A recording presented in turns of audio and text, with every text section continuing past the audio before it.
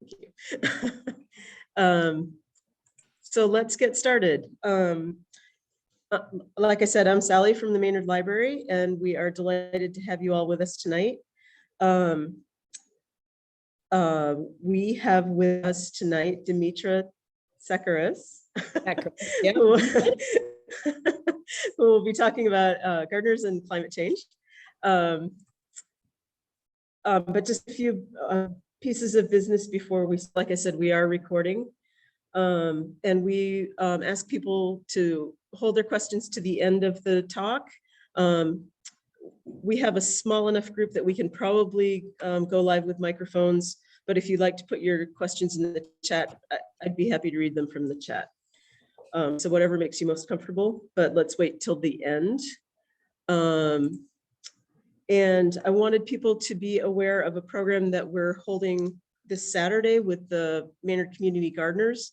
Aaron Webb and Jay Settle will be conducting a haiku workshop and nature walk. It's on Saturday, April 2nd. You do have to register because the space is limited. But Aaron's going to lead a writing haiku with the inspiration of nature. And then Jay's going to lead a short walk on the Aspen Rail Trail. And people are meeting at 10:30 at Ice House Landing. So if you're interested in that, I'll put the link in the chat in a minute. And I'll also send it out with the recording link after the event. Okay, I think that's all I had to do. Sally, hi, Maggie. the walk is at 10:30? Let me check on that. All right. I had 10:30 in my head, but it might be 10. I had it down for 10, so 10:30, I'm okay with that. I just want to know. Yeah, sure. Thanks for asking. I'll check. Okay, so I met Demetra several weeks ago when she came into the library and announced herself as a recent resident of Maynard and offered to do this talk. So we gladly agreed. So Demetra Tseckares, sorry, I'm gonna mangle it, Okay. Has been a landscaper for many years. She recently relocated to Maynard, and she designs and installs custom landscapes. And with that, I'm gonna turn over to you, Demetra. Okay, great. Hi, everybody. So thank you very much, Sally, for letting me do this. And thank you all for being here. Because I'm kind of a dope about Zoom, I can't control this, so Sally has to. Sally, is there a way to get me off of the screen so I can see people and they can see me, but I don't see me? Because it's going to freak me out. Oh, that's so much better. So I have been a landscape designer for, this is my 16th season. And I started in New York, but I'm from New England. I grew up actually pretty close to here. So I moved back about, 13, 14 years ago and relaunched my business. And now I've relaunched it out here. So I love doing these kinds of talks because I love to meet new people and gardeners and kind of get to know a community that way. So I'm going to be asking Sally to start the screen and all of that. Sally, if you would, and then I'm going to just ask her, because I can't get remote control. So I'm going to ask her to forward the talk as we go. So that's me, Gardens by Demetra. And this picture is actually the garden that I built back in New York that made me decide I wanted to do this for a living. So it was just nothing. And then I really enjoyed the whole process. I've gardened my whole life, but this made me decide I really want to just do this. Okay, you can keep pushing ahead, Sally. The next screen. Sally. Uh-oh. Okay. So what we're going to talk about tonight, about when I moved back up here, I was asked to do a talk on climate change at a sustainability team in Winchester. And then I made the argument that backyard gardeners could turn back time, could help stop climate change. I no longer think that's true. I think the problem is much bigger, but I think that there are things we can do. So next screen, please. So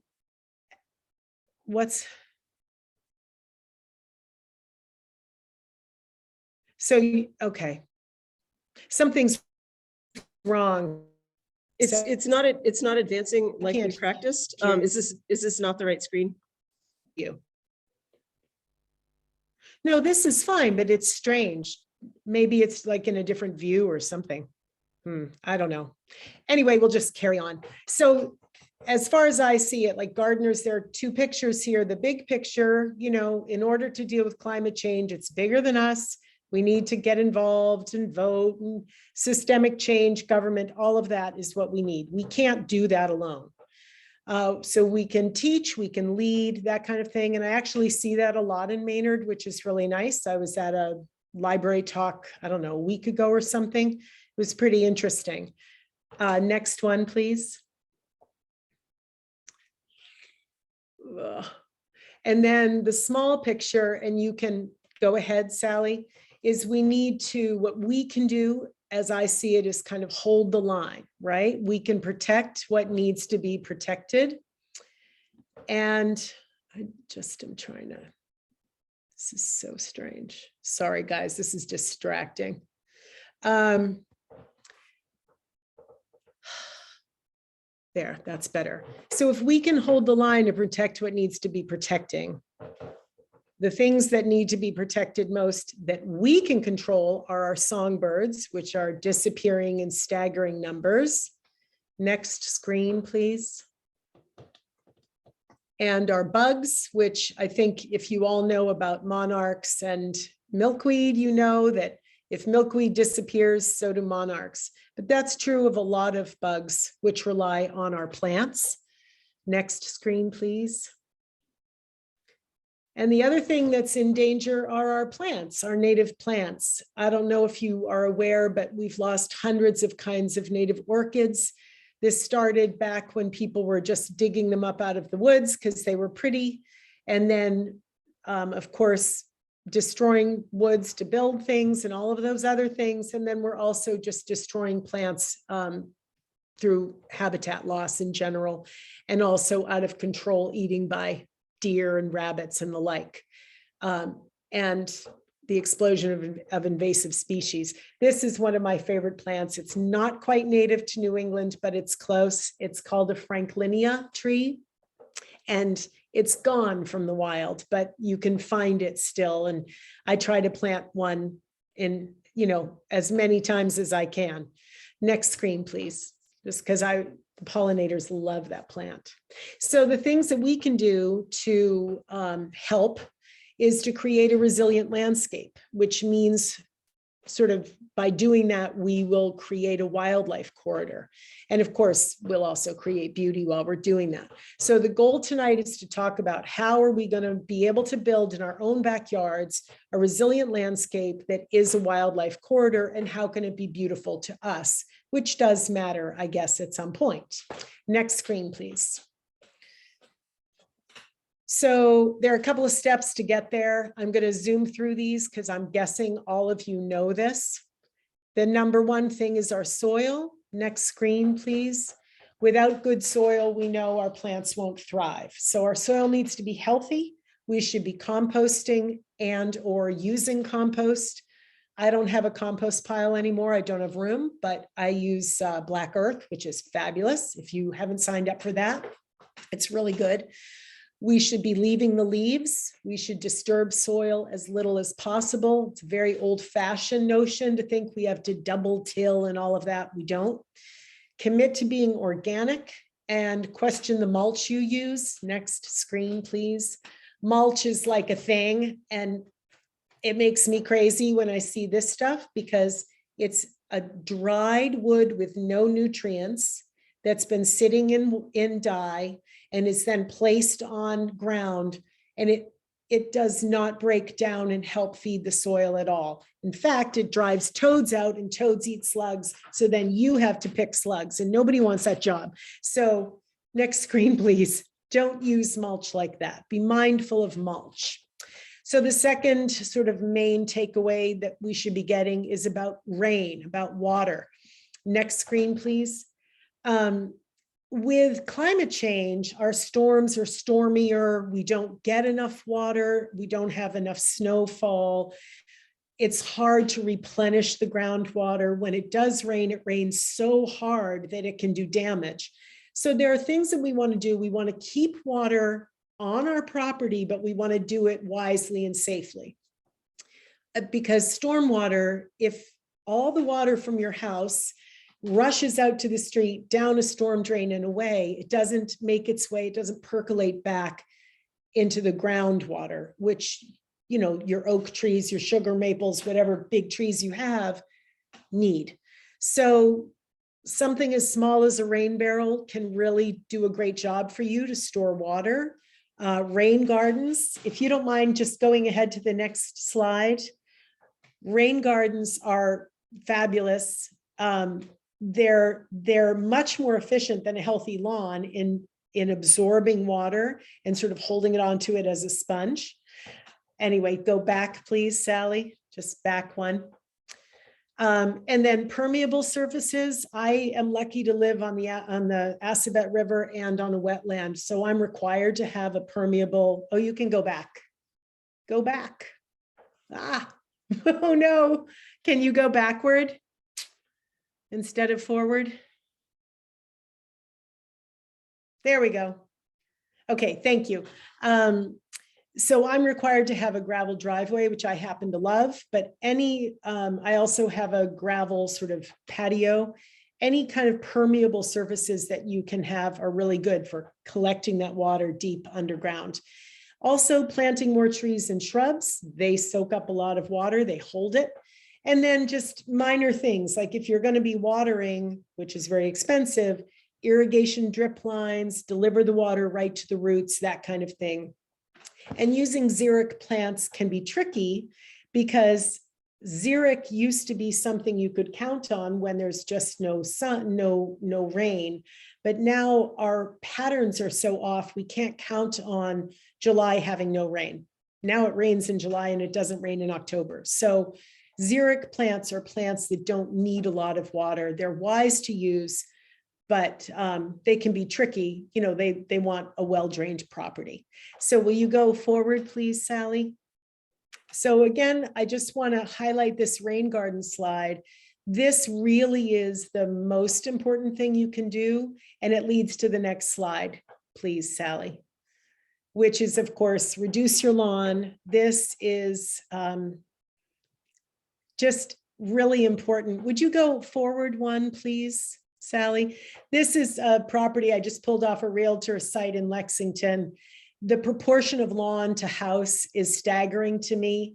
I'm not going to talk about the design of the landscape, but you can go back now, Sally, please.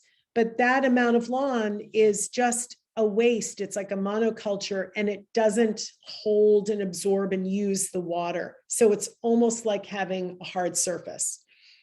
So reduce the lawn, deepen your beds, usually from a design point of view. Most beds need to be deepened anyway. Create beds that trees can anchor, and use lawn as a path instead of as the lawn. And then there are other alternatives. People are using clover to create a lawn. They're using lomo grass, moss, thyme, ajuga. There are a lot of ground covers. And also, please adjust your notion of what a healthy lawn is. If you're putting a yellow poison sign on your lawn, you're not doing it right. It's really that simple, especially if you're planting pollinator plants, you're attracting bugs, you know, kind of just to kill them. That's not right.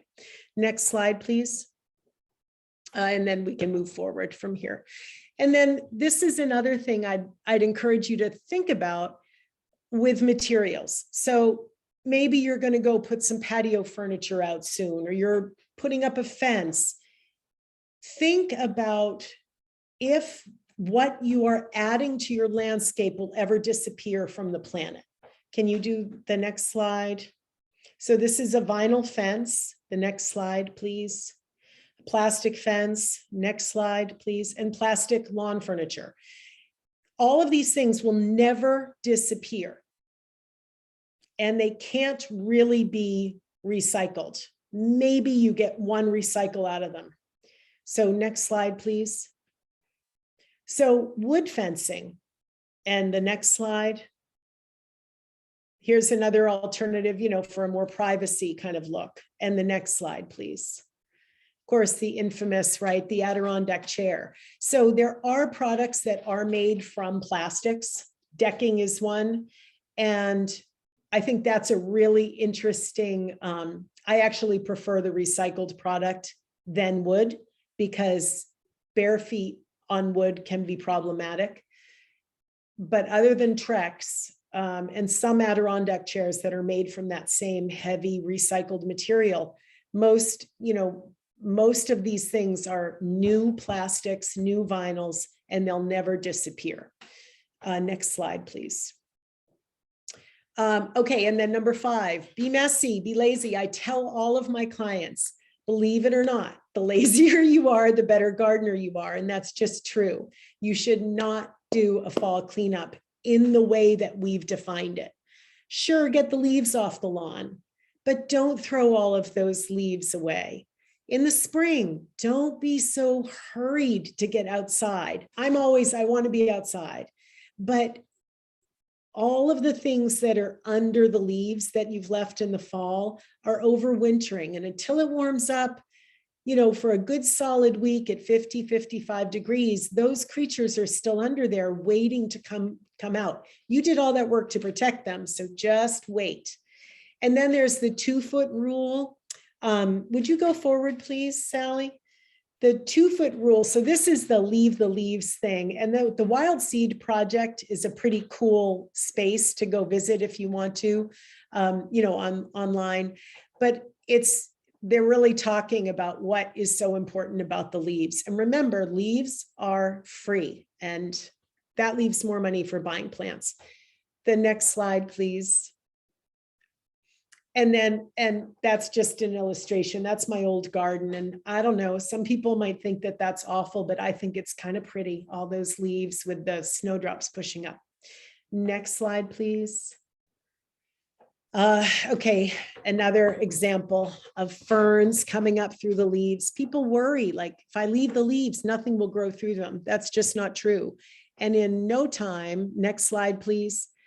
The ground starts to get covered with the plants and the leaves disappear. This is one of my favorite trees. It's an Lankier. You can see a very fat robin sitting in this little baby tree. I think it's sweet. Next slide, please. So I was going to talk about the 2-foot rule, which I'll talk about before I get to snags. 2 feet really means if you must deadhead and cut things down in the fall, just leave the stalks at 2 feet and leave them for the winter, because bugs go inside and they overwinter. But then in the spring, leave the stalks, because when the bug emerges, it's left eggs in there and the babies are coming out. So if you then cut those at the base, you're going to be removing an entire generation of good bugs. So it's really a question of having faith that the next generation of plant will come up and cover the stalks and it'll all look beautiful and sort of take care of itself. Gives you something to do in the dog days of summer too. You can do a little more cleanup then. So these are snags. Sally, if you'll just go another slide forward, please. And snags are pretty much a dead tree. You don't want to leave a dead tree that's looming over your house, but maybe if it's acceptable to you, you could cut it at 20 feet, 15 feet.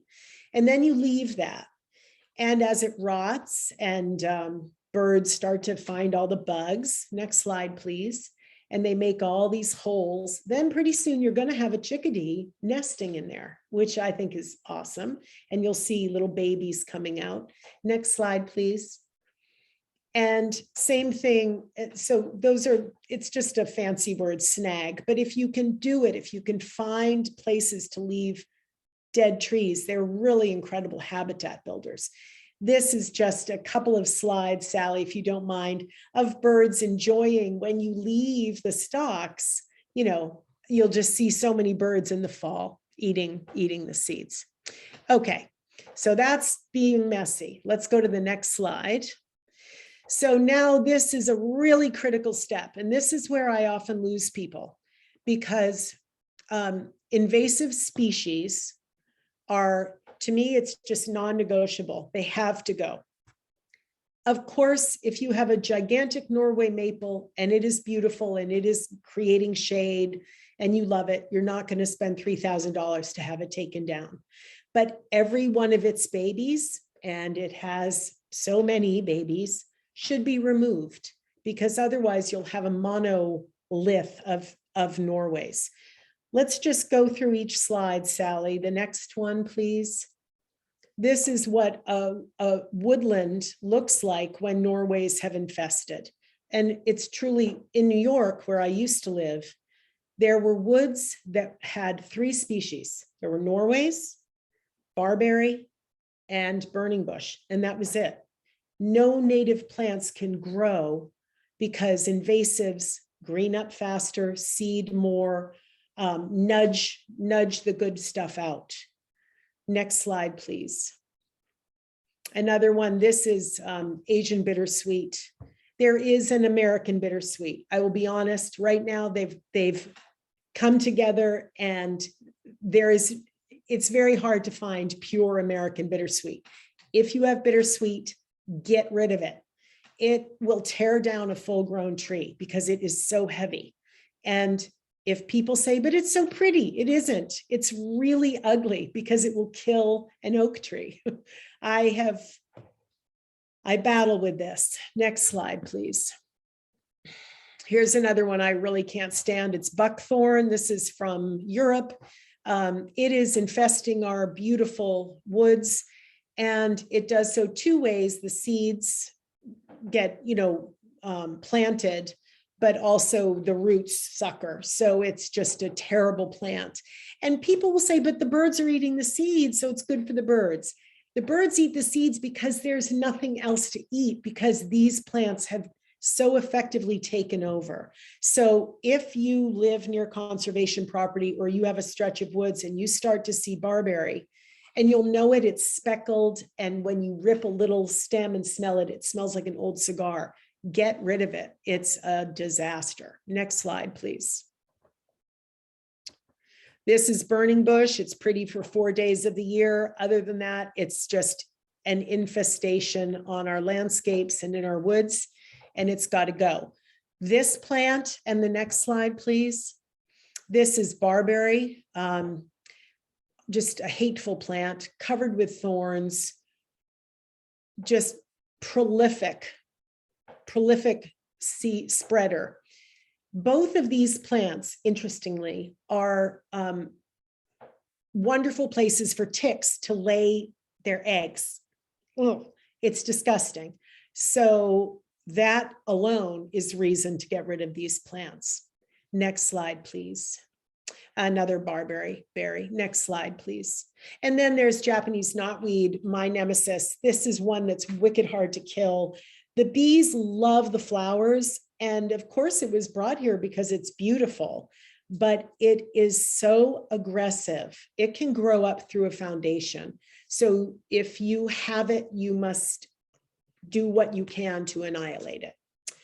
Next slide, please.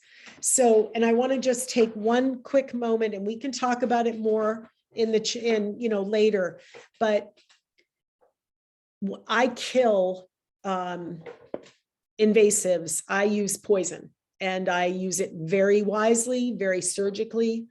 If I can, I mean, obviously if it's small area and I can pull it out, that's what I do. But if it's a big bittersweet vine, I cut the vine and I paint the root with Roundup. A lot of people are really opposed to that, and I totally get it. I would never go in and just spray Roundup like that, and no one should. But to me, the cancer of the invasive plant is such that it needs to be prioritized, or it will kill all sorts of really good plants around it. So we can talk about it more if we need to. So now the fun part. This is the part I love to talk about, which is of course planting. Can you go ahead, please? One slide. So, oh, okay. So the most important thing, sorry, Sally, just go back for me for a minute. Thank you. So the most important thing is to plant native plants, because native plants, native songbirds, and native bugs grew up together over thousands of years, and they need each other. So it's essential to plant natives. A native plant is just a plant that is adapted to this part of New England. All plants are native to the planet Earth. And if you must have a Japanese maple because you love it, I totally get it. But maybe in another corner of your yard, plant a red oak. I try to go for 80% of trees and shrubs being natives. I'm less concerned about perennials being native. I probably go for 60 to 70% there, because no one's going to take peonies away from me. But the trees and the shrubs offer the most to the birds and the bugs, so that's where I really focus. I also like to plant a large variety of plants, not hodgepodgey, not one of everything, but to get a large variety means not only is it beautiful for you to look at from January 1st to December 31st, but it's also offering food, berries, habitat, all different times of the year for birds and bugs, and that's what you want. And then when you plant, I want you to design for birds, and I'll talk about that more as we go along. Okay, so next slide, please. So this is a garden that I put in, I think 2 years ago. Next slide, please. And it features, there are a lot of natives, a lot of them are not native, a lot of the pollinators, but this little one right in the front is an Lankier that's one of my favorite trees. Next slide, please. This garden was designed for pollinators. You can see the Joe Pye, and there's all sorts of, I don't know, Maynarda and all sorts of things in there. Next slide, please. Oh, okay, interesting. I'm not quite sure where that came from. These are ferns. Yay, I love ferns. Next slide. Oh, and lady slippers. So that's right. Sorry, folks, I got a little lost here. Diversity of planting. So you can see in this garden, there's this lady slipper, there's some trillium, and there's, oh God, I'm forgetting. Maybe someone knows. This was a little woodland garden that I planted. And I just love it, the spring ephemerals, and I tried to go all native here. Next slide, please. Those are really fun, woodland gardens. Do you know this plant? They call it the ghost pipe or something, and it's actually a plant. It just lacks chlorophyll. And I took this picture a couple of years ago in the Fells Woods, but I love these. Next, please. Oh, and this is Pipsissewa, which is going to be blooming soon. And it is one of the sweetest woodland natives we have, in my opinion. Next slide, please. So diversity of plants. It's so much fun if you have a little area that can become a native woodland plant, you can just go crazy over at Garden in the Woods, and have fun with it. So this slide is here because birds really like a garden that follows this design. Birds go from the ground to the sky, and they don't like to do it all at once because it leaves them wide open and it's dangerous. So they like to go from underneath some perennials and ferns, and then they hop up into some taller perennials and low shrubs, and they move their way up to medium, high shrubs, low trees, mid trees, all the way up to the canopy, and then up and out. If you can think about creating gardens like this, you will attract more birds to your garden. Next slide. And it's a beautiful way of layering. This is the Fells Woods. I happen to go there a lot. And you can see this is not Mother Nature planted this, but you can see the layers of tall to mid to low, and then all the way to the water lilies, which, we're going to call the ground. but I think it beautifully illustrates how you can layer in different plants, different heights, and how beautiful and safe it can be for birds. Next slide, please. And then this is Garden in the Woods. I hope you've all been there since it's 15 minutes from here. It really illustrates tall, tall, tall, all the way down to the ground, to ground covers, ferns and tiarella and things like that. Next slide, please. And here's another example. I was up in Maine at that botanic garden up there. If you get a chance to do that, you really should. There are these enormous trolls that have been built out of wood. They're stunning, but the gardens are also incredible. And I just love how the ground is covered here. And then you can see, you can imagine, I think from the picture, the tall canopy as you walk up the stairs, you know, you're just surrounded by plants. I think that's beautiful. Next slide, please. And then this is my old garden, which is very layered, lots of native plants, also vinca on the ground, which I would never do again. But this is a wonderful layer. I had tall, tall oaks and walnut trees, and then I came down with magnolias and dogwoods and sourwood and fringe tree. Can you go to the next slide, please? This is the same garden moved over just a tiny bit. That's that same oxydendron, the fringe tree and the oak tree in the fall. I love that color combination. And the bugs loved all of these three plants are incredibly powerful for bugs and therefore for birds. Next slide, please. Okay, so this is a movie, which I'm gonna, if you'll start it, Sally, please. The sound doesn't work, so I'm just gonna, this is that garden that I put in. It's a pollinator garden. And I was checking on it, maybe, I don't know, 6 months after I had planted it. And there, I was looking around and it was a sunny day, summer, and I didn't see a single pollinator, which shocked me because these people do not use poison on their lawn. I talked about that with them. And I look and I look and I look, and this garden should be buzzing. And I found on that nepeta that we're gonna get all close in, see if you can see it, one bumblebee. And then, you know, that was it. And then maybe I saw one or two others. So it was very distressing. And I thought, what is going on? What's wrong? And I looked around. Has this stopped? Oh, here we go.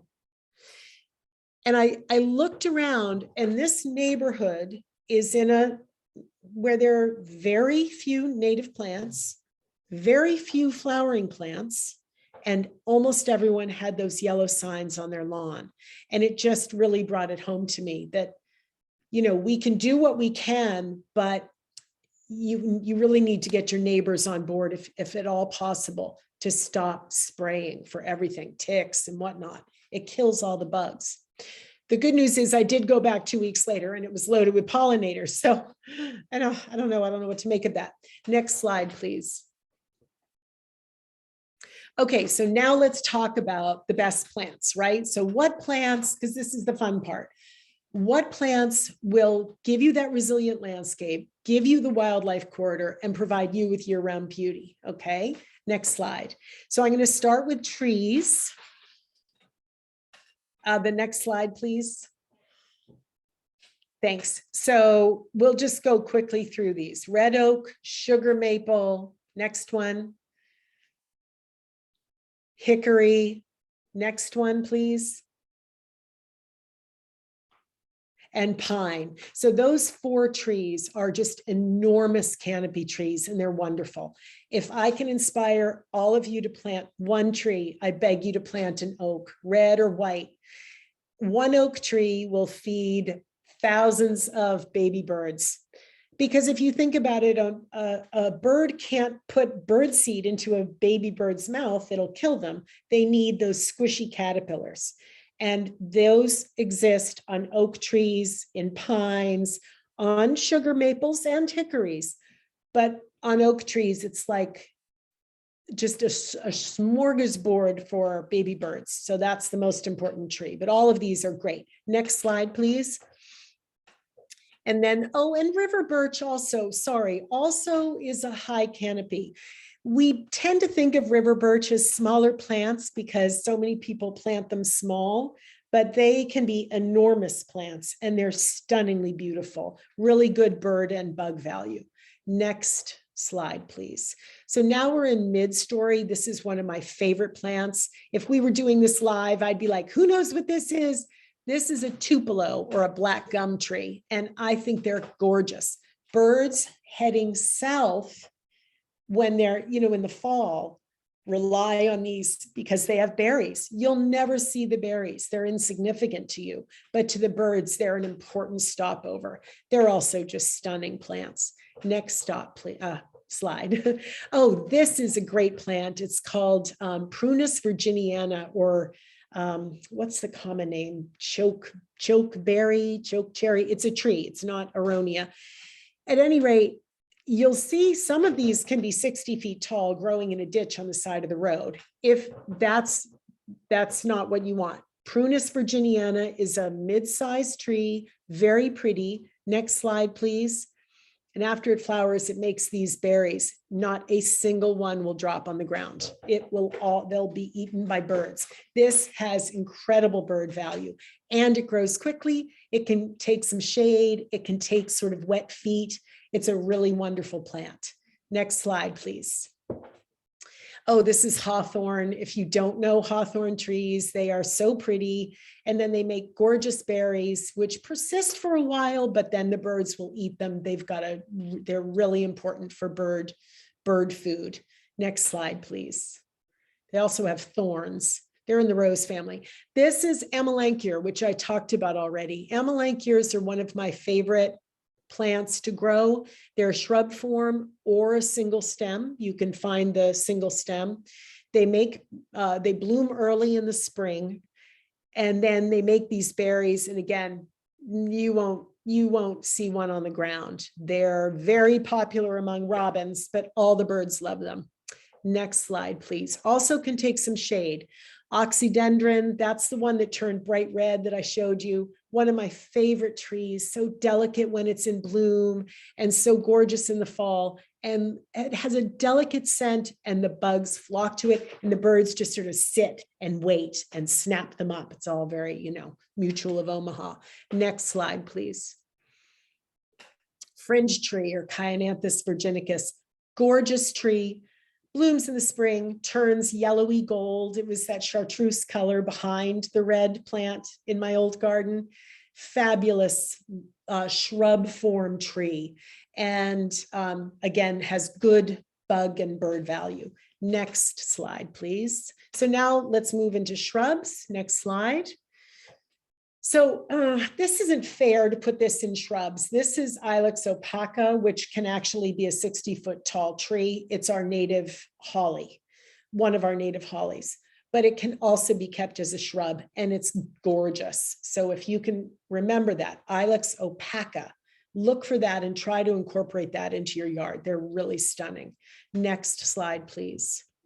Oh, Viburnum, I'm sure you know them. They're all kinds. They can be in the sun, they can be in the shade. They berry, they attract birds, to eat the berries. They're a really wonderful, versatile plant. Next slide, please.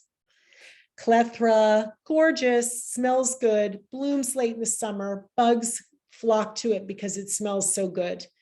The birds don't have anything to eat from Clethra. So if you want berries, this isn't the plant for you, but it does offer a lot of pollination for birds, for bugs. Next slide, please. Oh, this is a great plant, Lindera benzoin, or American spice bush. If you get 2 or 3, you will probably get flowers.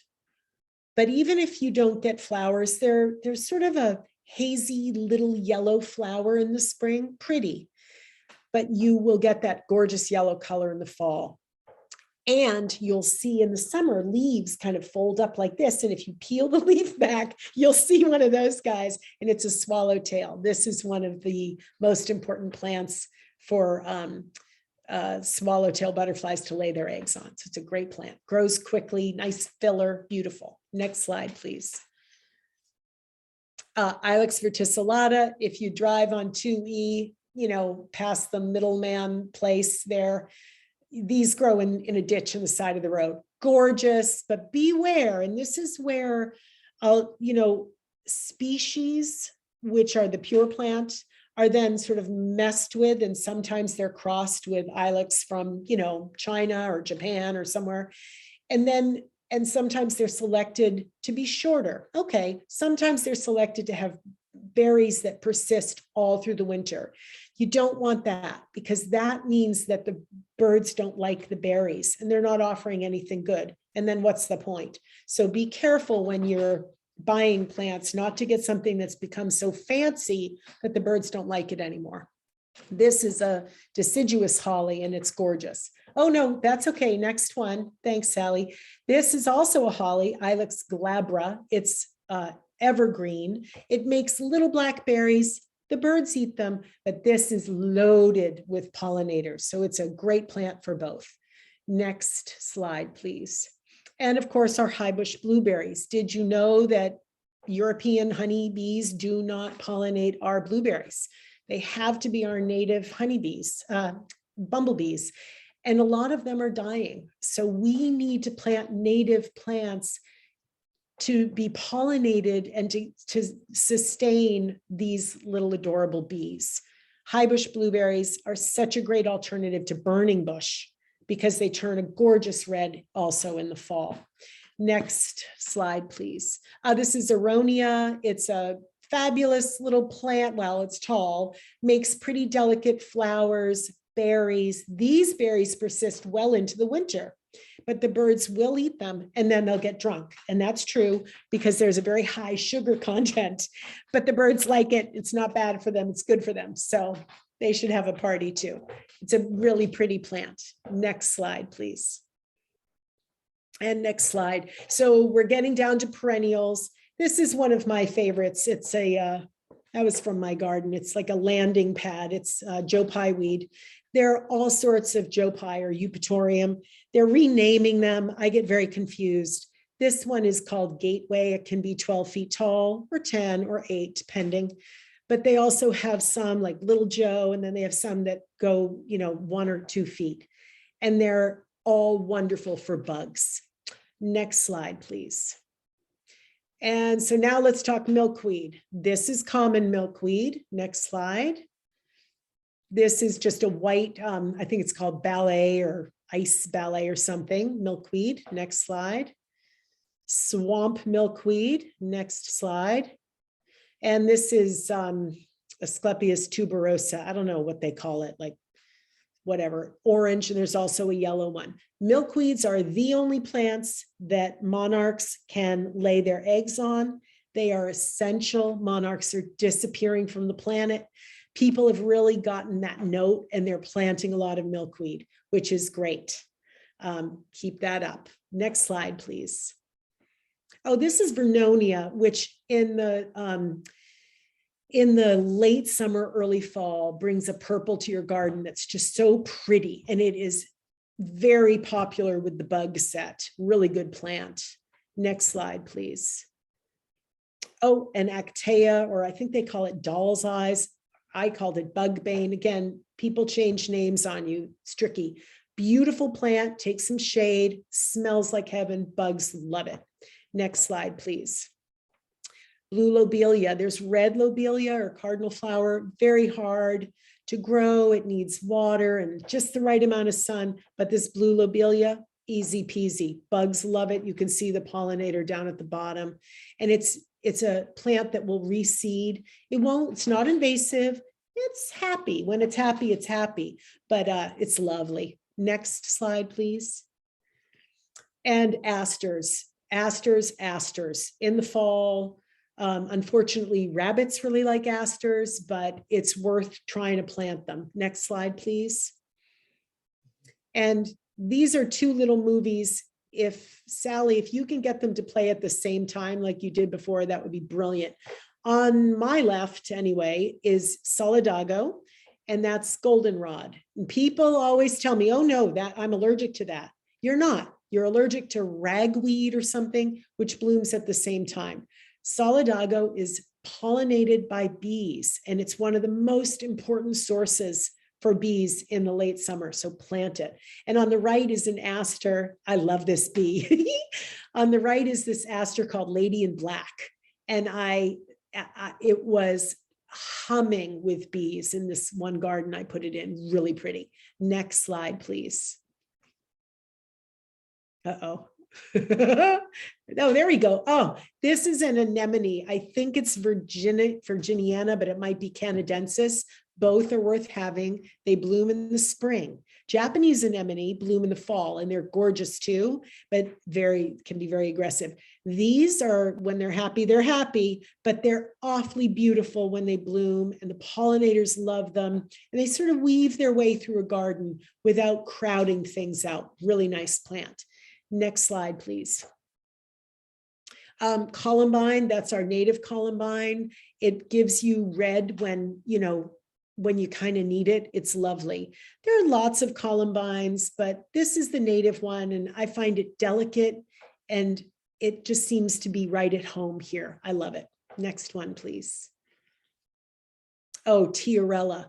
If you want a ground cover that kind of weaves its way under shrubs and trees, Tiarella is brilliant. It's also called foam flower, and really great for pollinators. Next slide, please. Okay, so I could show you pictures of plants all night, but what's the point of it? We all know how to look at pictures of plants. Couple of challenges, and then we'll start to talk. Have you heard of No Mow May? I really hadn't until last year when I accidentally did No Mow May because I didn't want to mow. And my lawn was beautiful. I found so many incredible flowers coming up. So do No Mow May. It's really interesting. Leave the leaves. Please leave the leaves. Don't do your fall cleanup unless it's like peony foliage and tomato foliage that's all yucky, of course. Minimal spring cleanup, 2-foot rule. Will you do it? Transform your lawn into habitat. Will you do it? And educate your community. One thing I will say, Maynard educates, and I love it. Like the native tree planting downtown. When I moved here, I saw those signs. I was like, oh, this is great, because in my old community, I had been like natives and they weren't listening. So next slide, please. So here are some resources. You can return to this. It's being recorded. I can't stress Doug Tallamy books enough, or Visits to Garden in the Woods. Nasami Farm grows for them. And join grownative.org. Native Plant Trust is through Garden in the Woods. Grow Native is an incredible resource. They used to do live talks. I think they'll return this winter. Fabulous, fabulous organization. Okay, and next slide. I think that might be it. Yes, thank you. Okay, now we can come back and I can look at people again.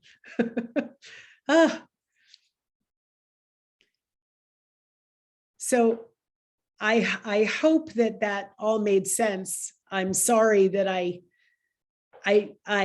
can't control the slides, but I hope that was helpful. And I'm happy to answer any questions or, whatever, and talk about whatever. So there's a question from Leslie about the botanical garden in Maine. It is in Booth Bay. Yeah. It's called the Maine Coast Botanical Garden, something like that. Exactly. And it is unbelievable. And if you've heard of these trolls, has anyone heard of the trolls? Like, you would not believe the scale. They are enormous and stunning. And they're made of, of scrap wood and repurposed wood. And it's breathtaking, but the whole place is unbelievably gorgeous. Feel free to put questions in the chat, or if you'd like, if you'd prefer, unmute yourself and ask directly. Demetra, I had a question. There was a picture of a flowering plant along a river. It looked like, and there was a cityscape in the back. Do you remember that? Is that, I think, I can't remember what you called it. Do you remember the slide that? Lankier? Yeah, that. Is that also called sugar pear? No, it is Oh, not. that's something Amyl- different? Okay, yeah, Lankier is also called serviceberry, but okay. you'll see a lot of pears, that invasive pear that's taken over, just gone everywhere along the sides of highways and stuff. It blooms around the same time as Amelanchier. But Amelanchier don't smell like, old glue, which those pears do. I don't know if that's sugar pear, but common names are very, tricky. So there's a comment from Richard. I'm one of your natives across the river. Can you recommend a plant for riverbank that spreads and is dense to combat erosion from more intense rains that climate change brings? And that's appropriate for this area. Who's asking the question? This is Richard. So, and I'm assuming Richard lives across from me. Is that what I'm getting? So. Okay. Yes, we should talk. Yes, that's correct. Okay. There are a lot of plants that can hold that riverbank. This is a really important question. If you're on the river, you have to keep erosion from happening, or you're damaging the river and you're undermining, your own foundation. So there are plants like low growth sumac. There's Comptonia, which is also called sweet fern. And if you remember as a kid being in the woods and sort of a patch of a sunny area, or maybe there had been a recent burn, there's a plant that looks like a fern, but it's dry, not like a fern. And if you rub your hands through it, it smells so good. That's Comptonia. That'll hold that. You can use like maple leaf viburnum, which are low growing and will do a good job. But you have to work at the right scale. You can't start with little tiny things. And it's smart to use natives because they fit. You have oak trees over there and, some pines and maybe aspen or birch or something. I don't remember. So yeah, I'm happy to work with the people over there to come up with a list, because it would please me as well as you. Yeah, you'll be looking at it. So yeah, definitely. Yeah. All right. I'll say hi next time I see you out walking your dog. All right. Thanks, Richard. Thanks. That's funny. Any other questions? Robin has. Well, Robin, go ahead, Robin. What you said about a woodland garden was very interesting to me, because on hiking trails, I saw starflower in that picture, and lady slipper, Canada Mayflower, trillium, all those things and more. My question is, how does one know whether, I thought those things could only grow where there's a bigger ecosystem and it's like, trails as opposed to someone's yard. Yeah, it doesn't require trails, but you're absolutely right. So I'm going to tell you a story about that pink lady slipper. 10 years ago, I was at a development and I was planting a garden for a guy who lived there. And this was, a $1 million townhouse sprawling development that used to be woods. And I saw the guys coming with the red mulch, and they were mulching along the back, and I saw a pink lady slipper, and I knew they were going to come right at it. So I dug it up and I took it. And I know that's wrong, but I thought it'll die. And it was one lady slipper. So I took, for one little lady slipper, I probably took a 2-foot diameter root ball, which I then filled in. And I put it in a very small 10 by 10 garden that grew under a Stewartia tree, dappled shade, little sugar maple action over there. I planted it, and every year I gathered is it the black pine, the red pine, which has an exfoliating bark, beautiful bark. And I would gather some of that from a place I knew had it, and I would put it all around that lady slipper. It's still alive 10 years later. So I'm okay. I feel like I did the right thing, but it was a risk, because I thought if I plant this thing and I kill it, So I researched what it needed, and you have to do that. I never use normal mulch, wood mulch in that area. I just leave leaves and, and all of my stuff did very well in that little garden. So you can do it. Your biggest enemy will be, of course you have to get your soil right and all of that, will be rabbits. That'll be your biggest enemy. I'm very Farmer McGregor, or at least I wish I was.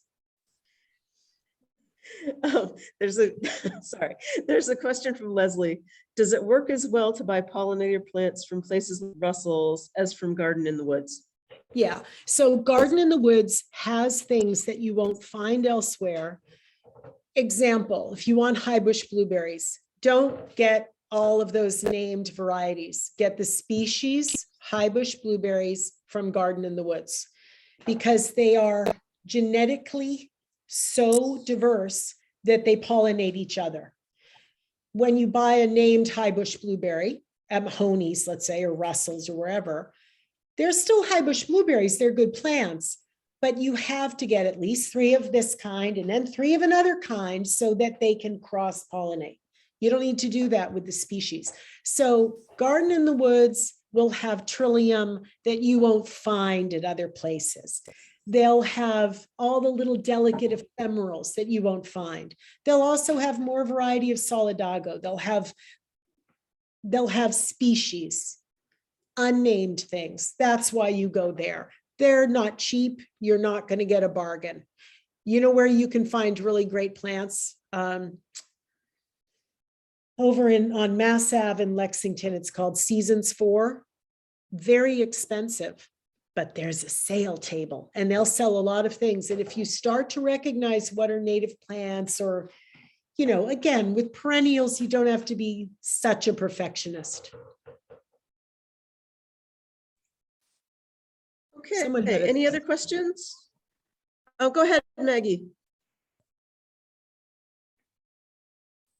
Just trying to find my unmute button. I know. It's challenging. So I'm a renter, and I have, my landlord is very, cooperative.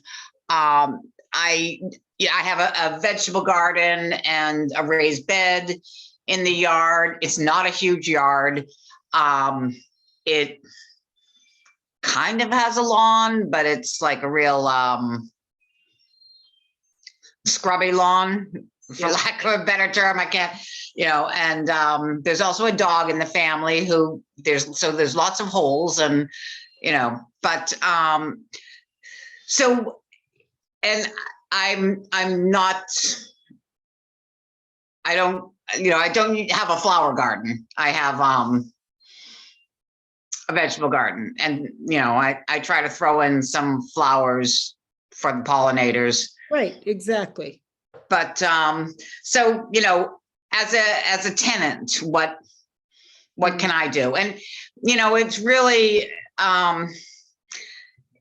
in Maynard, a lot of the lots are kind of small, and a lot of my trees are gone, and the street is lined with trees, but the sidewalks are suffocating them, and so they're dying and falling. And I had one fall on my car a couple of years ago, and just this past weekend a limb fell off one of the trees, because it is mostly dead.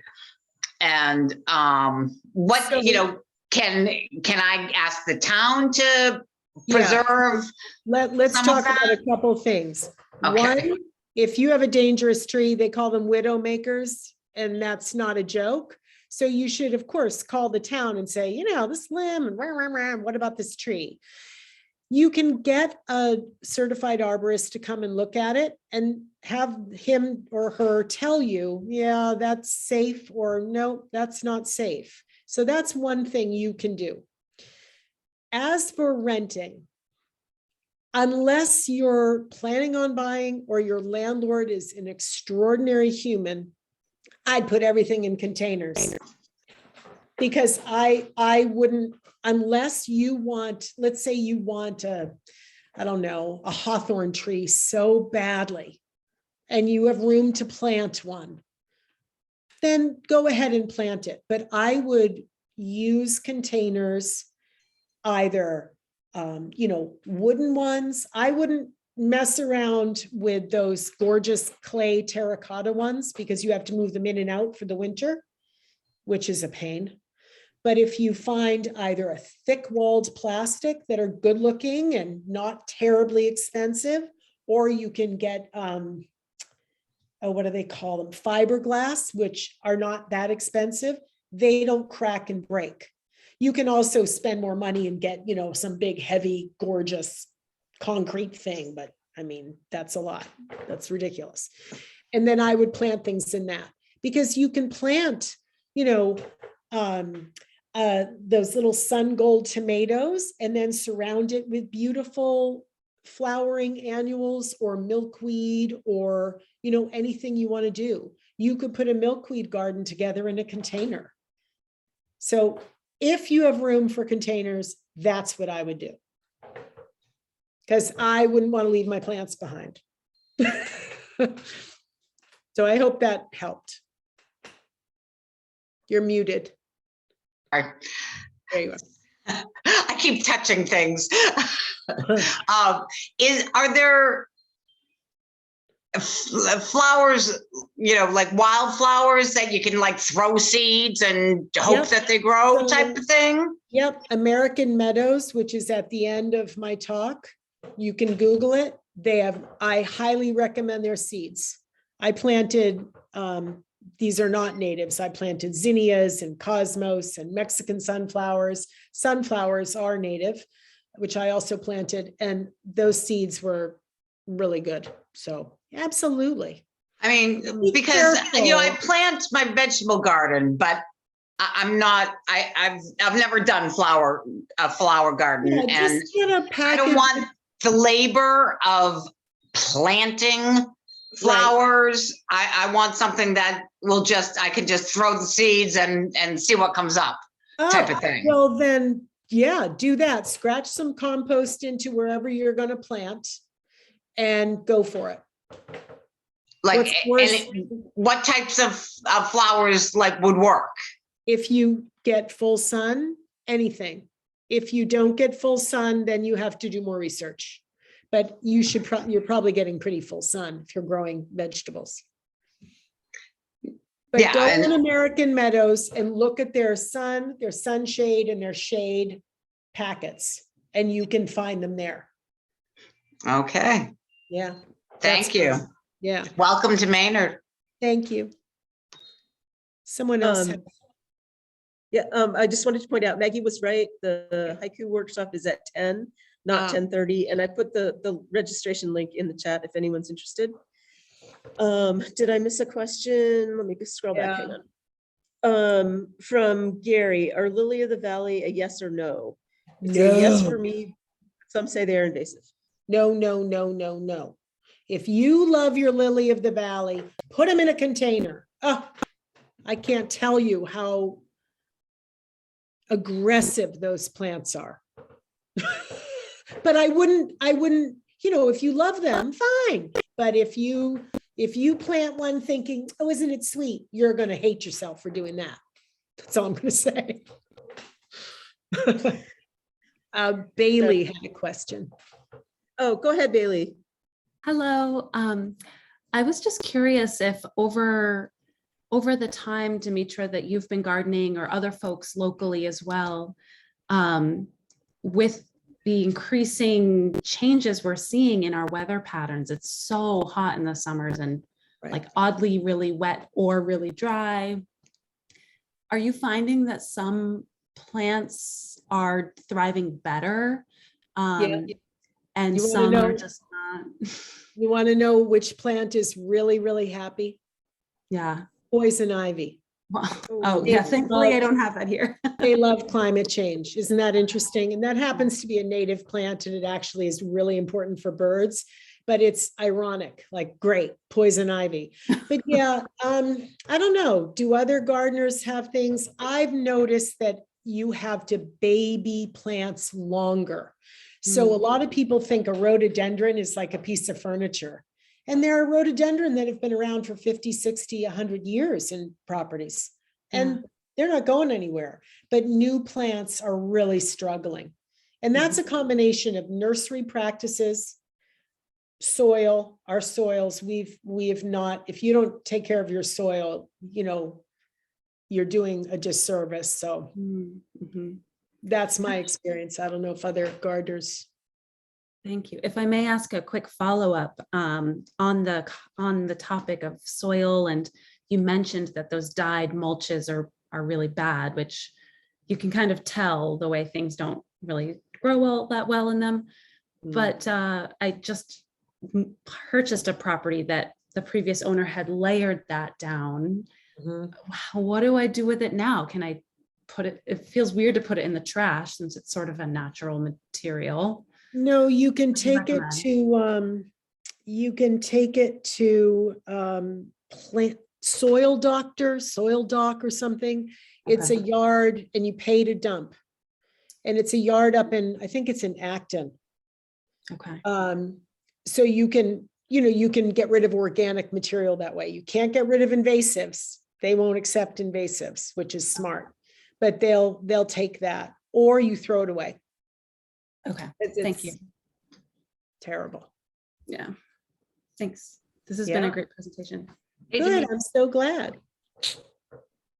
Who else has questions? Hey, Demetra, it's Lisa. Hi, how are you? Good. You're backlit, so I didn't recognize you till you spoke. Yeah. So that upper meadow over there at Art Space, we dug out all kinds of invasives, Yeah.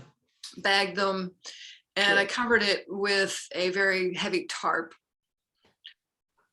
And I just didn't know what to do. And that was a solution that I had available to me. And how do you feel about, will the sun burn the layers of seed that have dropped? No. No, it's a black tarp. It's heavy and thick. Did you have bittersweet? Yes, but I dug up. We pulled. Bless your heart. Here's what I would do. I know that you are opposed to Roundup. Yeah. So the black tarp will help, but it will not completely rid you of that seed bank. Right. So when are you going to plant it? Well, no, I'm going to leave it dormant for a couple of years. Oh, well then that'll help. And it'll be interesting to see. Did you have any knotweed? I haven't dealt with the knotweed. Okay. Because that's along the side. You'd watch the knotweed come up through the tarp, which would be exciting. I put a wool carpet. I cut knotweed. I put a wool carpet and wood chips. And in 2 years, I had knotweed coming up through the carpet. Terrifying. So what you're going to do is you're going to leave it and be sure to keep the tarp clear, because if detritus falls and starts, you're defeating the purpose. Right. When you take the tarp away, you're going to add, I'm presuming, compost or something, and you're going to plant it. And then you're going to have to be diligently weeding, and you might plant section by section so you can really stay on top of it. But I promise you, it won't kill all those horrible seeds. Yeah. But it'll help. Yeah. Okay. And then the other thing was, buying native, you have to be sure that you're not buying hybrid. Well, that's what I was saying, like Ilex verticillata. There's one in particular, it's like sparkleberry, and the berries persist all through the winter, and it's because they taste like caca and the birds won't eat them. Right. And so there are many plants that you need to worry about, especially if you see an X in the name, it means it's crossed with another, not another species, but far away species. So it's definitely, that's definitely not necessarily a no-no if it's a perennial, but it's probably a no-no if it's a shrub. And then if it's named, Right. another example, clethra. You can get clethra alnifolia. That's a species. It's what grows in the fells. It's what grows along, you know, the roadside. They're gorgeous. But once you start getting it named, you can easily do research. Do birds like this? Crab apples are a real danger. Crab apples are native to New England, but they're also named. And some of them, the berries, the birds will never eat them. And why would you have that? Like, what would be the point of that, really? It's just a mess. So thank you for, you know, echoing that, because it's important. Yeah, yeah, it's a big, it gets confusing if you don't really Yeah. know. But remember that the enemy of really, really, really good is perfection, right? It's why I'm never going to take peonies and throw them away. I just won't. You know, Yeah, thank you. yeah.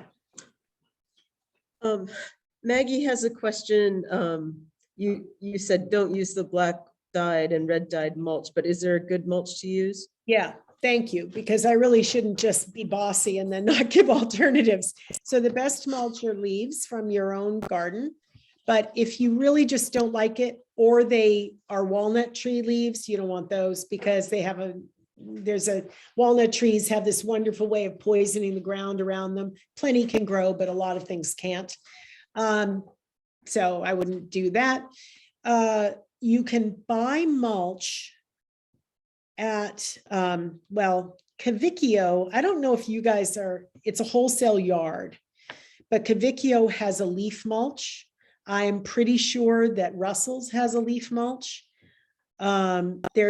Which is just leaves. And if other people know sources around here, shout it out, please, or put it in the chat. There's bagged mulch. Coast of Maine has beautiful products, just an aged cedar, aged hemlock, and you look, and it will say no dye. It doesn't say no dye, it's dyed.